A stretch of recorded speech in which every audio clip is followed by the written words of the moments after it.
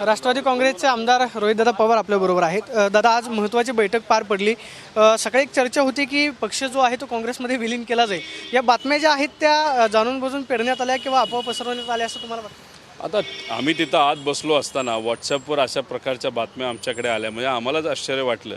आज चर्चा भलतीच चालू आहे आणि बाहेर चर्चा तिसरीच काहीतरी चालू आहे। आता मुद्दामून अशा पद्धतीने राजकीय पुढ्या कोण सोडतं, कोणाला टी व्हीवर यायचं आहे, कोणाला असं बातमी त्याची झाली पाहिजे असं वाटतं, या लोकांनाच विचारलं पाहिजे असल्या खोट्या बातम्या कशाला सोडतात। त्यामुळे असं काही चर्चा झालेली नाही। उलट जोमाने ताकदीने भाजपच्या आणि ते जे काही 2-3 पक्ष आहेत त्यांच्याबरोबर टेम्पररी घेतलेले त्यांच्या विरोधात कसं लढायचं या बाबतीतली चर्चा झाली।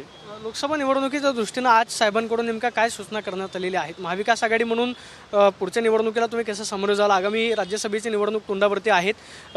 महाविकास आघाडीमधल्याच काही आमदारांची मतं फुटतील असं सांगितलं जाते।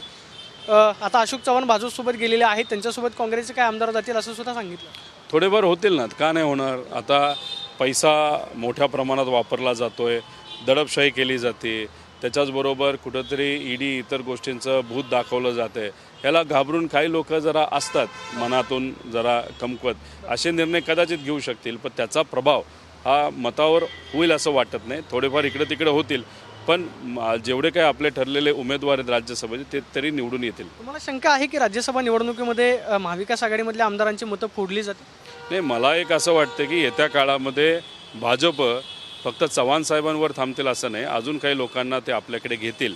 कारण का भाजपकडे नेतेच राहिले नाहीत, ते बाहेरून सगळे नेते इम्पोर्ट करत आहेत। जे काही 20-30 वर्ष भाजपचे नेते कष्ट करत आलेत पक्ष वाढवायला, त्यांच्यावर देवेंद्र फडणवीस साहेबांचा विश्वास न राहिल्यामुळे हे काँग्रेसचे मोठे मोठे नेते, इतर पक्षाचे नेते ते घेत आहेत। याच्यावरून कुठं ते कळतं की त्यांचे आकडा बसत नाही आणि ते घाबरत असल्यामुळे लोकसभेला त्यांना पाहिजे तेवढे उमेदवार निवडून येणार नाहीत असं कुठंतरी वाटतं। म्हणून आता हे नेते इम्पोर्ट करत चाललेत अशी परिस्थिती। कदाचित विधानसभेमध्ये तर हे इम्पोर्ट केल्यामुळे भाजपचेच काही नेते त्यांच्याकडे राहतील का असा प्रश्न निर्माण होईल आणि बाकी नेते आमच्याकडे सुद्धा येऊ शकतील, काय माहिती आहे? काय नेत्यांनी तुमच्याशी संपर्क केलाय? काय नेत्यांनी तुमच्याकडे काय बोलून दाखवलंय का? तुम्ही असं म्हणताय की त्या नेत्यांची घुसमट होते, कोंडी होते, असे काही नेते तुमच्यासोबत येऊ शकतात आगामी? नाही, राजकारणामध्ये चर्चा होत असताना आम्ही हवेतल्या चर्चेवर काही बोलत नसतो।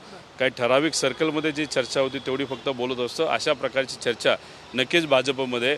उलट तुम्ही काल तुमचा चॅनल जर तुम्ही बघितला, शेलार साहेब काल जेव्हा बाहेर आले बैठकीतून, तुमच्या चॅनलवर कशा पद्धतीने ते चिडले, आता का चिडले असतील याच्यावरून समजून घ्या की अशोक चव्हाण साहेबांचा प्रवेश भाजपमध्ये झाल्यानंतर ते तर खुश पाहिजे, पण बाहेर आल्यानंतर ते चिडले। त्याच्यावरूनच कळून येतं की आता खतखत ही कुठेतरी भाजपच्या नेत्यांमध्ये आहे।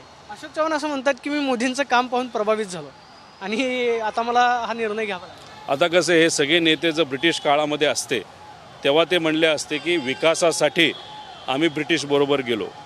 अशीच परिस्थिती आज आहे ना। म्हणजे लोकांचं जनमत सोडलं आणि तुम्ही आता भाजपबरोबर चाललेला आहे, मग तुम्ही त्यावेळेस जर असता तुम्ही ब्रिटिश सरकारबरोबर गेलेला असता। ब्रिटिश आणि भाजपमध्ये काही फरक नाही, तोडाफोडीचं राजकारण ब्रिटिशनी पण केलं आणि आता भाजप पण करत आहे।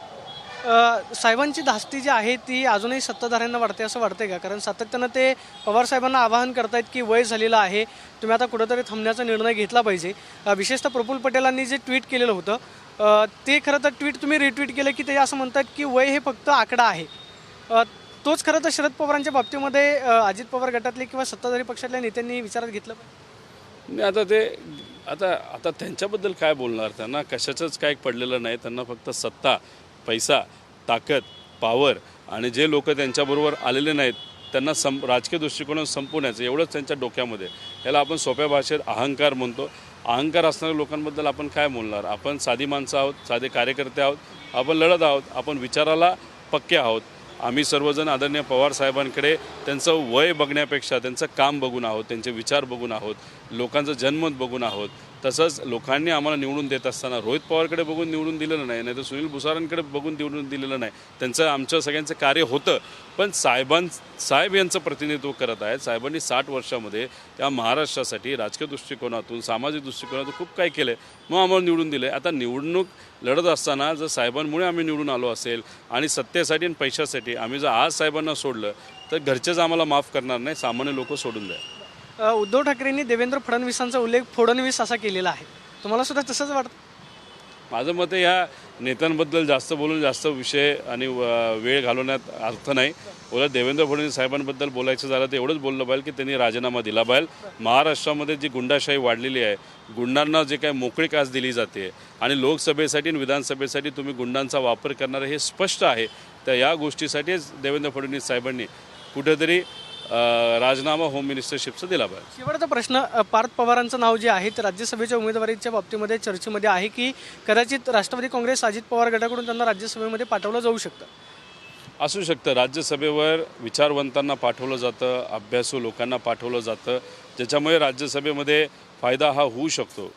पार्थ पवार त्या पद्धतीचे उमेदवार आहेत आणि अजितदादांकडनं पार्थ पवारांना ती संधी जर राज्यसभेला दिली, एखादा असा विचारवंत व्यक्ती जर राज्यसभेत जात असेल तर त्याचा फायदा हा महाराष्ट्राला आणि देशाला होऊ शकतो.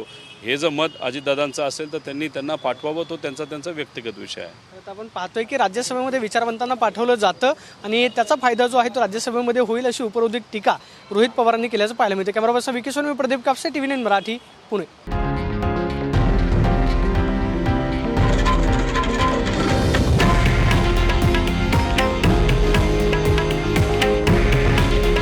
हे आहे देशातील नंबर 1 न्यूज नेटवर्क आणि आपण पाहत आहात TV9 मराठी.